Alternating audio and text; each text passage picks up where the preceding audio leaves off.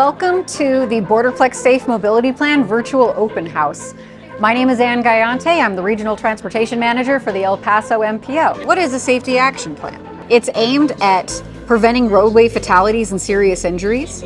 It's a data-driven analysis of past crashes and locations of concern. It develops a list of near and long-term countermeasures. It prioritizes safety improvements and justifies investment decisions. It focuses on equity. It provides greater access to funding opportunities, and it aligns with the National Roadway Safety Strategy. This plan will include all cities and unincorporated areas of El Paso County and portions of Otero and Doña Ana counties. The Borderplex Safe Mobility Plan seeks to take into account all roadways within the EMPO footprint, regardless of what agency or jurisdiction owns or operates them. This plan's goals are to reduce crashes and fatalities that occur on our transportation system, to use data and stakeholder input to identify strategies and priorities to address safety challenges, to plan for funding needed to implement projects. It's different from the El Paso Vision Zero Plan, the Doña Ana Roadway Safety Action Plan, and the Pedestrian Safety Action Plan, but we're going to coordinate with all of those. The Borderplex Safe Mobility Plan provides a comprehensive regional plan that will complement other plans. So the safe system approach believes that death and serious injuries are unacceptable. A safe system approach prioritizes the elimination of crashes that result in death and serious injuries. It's that humans make mistakes. People will inevitably make mistakes and decisions that can lead or contribute to crashes, but the transportation system can be designed and operated to accommodate certain types and levels of human mistakes and avoid death and serious injury when a crash occurs. Humans are vulnerable. Human bodies have physical limits for tolerating crash forces before death or serious injuries occurs. Therefore, it is critical to design and operate transportation systems that are human-centric and accommodate physical and human vulnerabilities. Responsibility is shared. All stakeholders, to include government at all levels, industry, nonprofit advocacy, research, and the general public, are vital to preventing fatalities and serious injuries on our roadways. Safety is proactive. Proactive tools should be used to identify and address safety issues in the transportation system, rather than waiting for crashes to occur and reacting afterwards. And redundancy is crucial. Reducing risks requires that all parts of the transportation system be strengthened, so that if one part fails, the other parts still protect people. We will be utilizing all existing regional transportation plans as well as other safety action plans as we develop the Borderplex Safe Mobility Plan. This board shows us the difference in your risk of dying as a pedestrian if hit by a car at 20 miles an hour, 30 miles an hour, and 40 miles an hour. So at 20 miles an hour, you only have about a 5% risk of dying and 95% chance of surviving. However, if a car is going 30 miles an hour, that risk rises to 45% for pedestrians dying if hit. And at 40 miles an hour, that pedestrian has an 85% chance of dying. Crashes have remained fairly consistent at about 23,500 per year. Fatal crashes have trended slightly upwards, meaning that it's about the same number of crashes, but they're getting more severe. Regional crashes every year increase between August and December, and crashes are highest on Fridays and lowest on the weekends. Late afternoon and early evening has the most crashes of any time of day, and 15% of all crashes involve injury, whereas we get about 419 fatal crashes.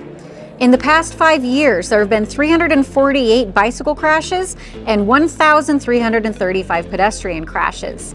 In the past 5 years, there have been 6 fatal bike crashes and 110 fatal pedestrian crashes. The first graph shows the total crashes by type over 5 years. There have been 1,728 fatal or severe injury, 10,781 minor injury crashes. There have been 12,457 possible injury crashes and 75,832 crashes without an injury. So the second graph shows the annual total number of crashes. In 2019, it was 23,533. In 2020, it was 10,477. In 2021, it rose again to 22,903.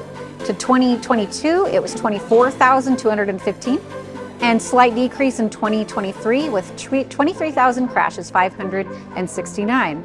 So the third graph shows the total number of bicycle and pedestrian crashes, as well as the number of those which were fatal. So although we had a much smaller number overall, between almost 200 and 330 per year, those were much more likely to be fatal, where we would see between 58 and 77 of those out of 300 maximum being fatal.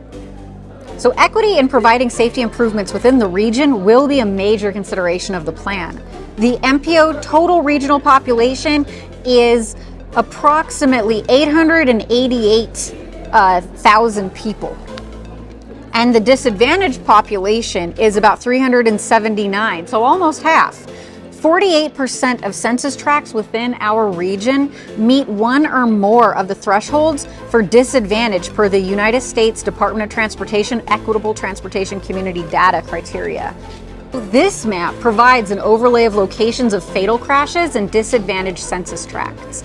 The fatal crash average for non-equity census tracts is 0.95. and the fatal crash average for equity census tracts is 2.6. So what that means is that your risk of being in a fatal collision is higher in those census tracts that have been identified as equity census tracts than in the community at large. Here, you will see the plan process and schedule as we meet with stakeholders, spread awareness, get public participation, and collect data as we develop the plan. We will be finalizing the Borderplex Safe Mobility Plan at the end of 2025. So please take some time to email us at info@borderplexsafe.org and provide input on these two questions, because we really want to hear. Do you think that existing pedestrian and cyclist infrastructure in our region provides safe routes? And please indicate if you're very satisfied, just satisfied, neutral, unsatisfied, or very unsatisfied. And what type of safety measures do you think would be most effective in our community? So please let us know. Put it in your email what you want to see. So this is a unique feature. You can find it here on our website, borderplexsafe.org, and you can use this map. You can drop a pin in the areas that concern you the most and leave us a comment about why. What about those areas is worrisome to you? What needs fixing? You can be a plan ambassador. You can educate others on what the plan is and how it can save lives. Please share information with your neighbors, with your friends, your family. Encourage them to get involved. You can participate and collaborate. You can provide input as the plan is developed by joining upcoming public meetings and providing input via surveys. Stay connected by following us on social media or via our website, borderplexsafe.org. And lead by example. We want you to please drive responsibly, stay alert, and follow safety guidelines to protect yourself and others on the road. So thank you very much for participating in our virtual public open house.